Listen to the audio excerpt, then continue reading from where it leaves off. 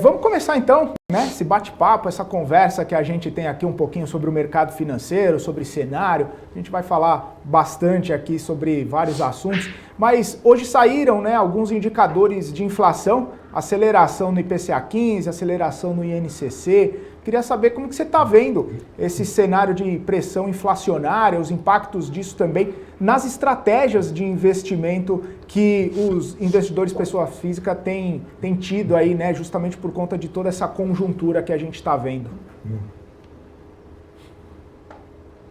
Legal, estava acompanhando o papo de vocês anteriormente, né, falando um pouquinho do mercado de fundos imobiliários, que por sinal, em função dessa pressão inflacionária, que naturalmente tem como consequência uma possível pressão na alta de juros, né, o que já vem acontecendo. Ontem mesmo, o presidente do Banco Central adiantou que a alta de juros tende a ser acima da expectativa do mercado, né? Isso pode trazer naturalmente algumas preocupações de curto prazo, mas assim como toda volatilidade, ela também gera oportunidades para o investidor, né? Ou pelo menos provoca reflexões para que você revise e rebalanceie a tua carteira. Em relação à inflação, né, a nossa visão é que ela tende a se manter estruturalmente alta por uma série de fatores, né? Então, acho que um fator que tem sido bastante discutido é a questão da crise hídrica, tá? Mas eu não gosto do fato da pauta da crise hídrica ter ganhado tanta relevância,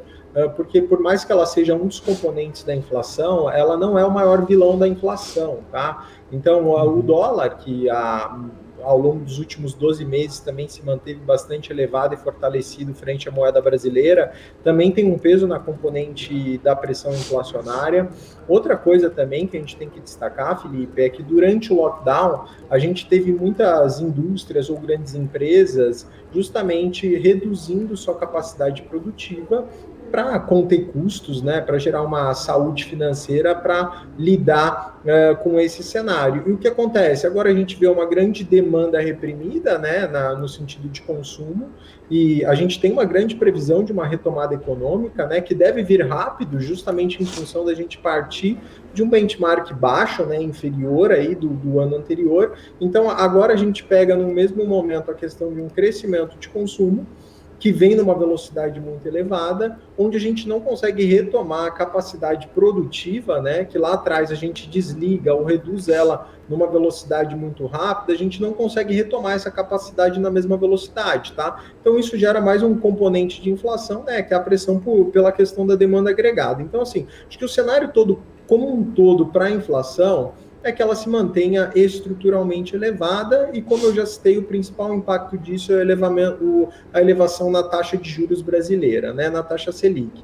E o que isso traz de impacto para o investidor? O primeiro impacto a gente já vê hoje na indústria de fundos imobiliários, que tem uma correlação negativa direta com a alta de juros. Então isso significa que quando os juros sobem, a indústria de fundos imobiliários tem uma queda. E isso por quê? Para que tenha uma paridade, né, do valor do aluguel, para que a renda variável continue pagando um prêmio em relação à renda fixa. Então, naturalmente, os investimentos de risco ficam um pouquinho menos atrativos conforme juros sobem, né? Até porque você tem que ter um prêmio de risco, um prêmio de rentabilidade quando você se expõe a um ativo que seja mais volátil, como é o caso de imóveis e bolsa.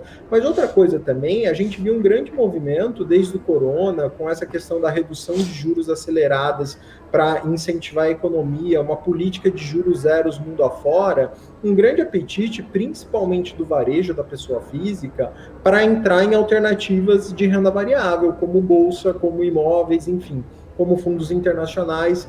E o que acontece? Isso por quê? Porque a renda fixa estava pagando muito mal, né? E principalmente porque o brasileiro está mal acostumado, estamos mal acostumados com uma taxa de juros historicamente alta. Então, se a renda fixa estava pagando muito baixo, a perspectiva atual já não é mais tão ruim para a renda fixa. Então, isso convida o investidor a revisitar taxas de renda fixa para produtos de crédito privado, pré-fixado, pós-fixado, títulos inflacionários, debêntures. Então, todos esses produtos tiveram uma alta nos últimos 2 meses expressiva, tá? O que a gente começa a ter taxas atrativas no mercado de renda fixa.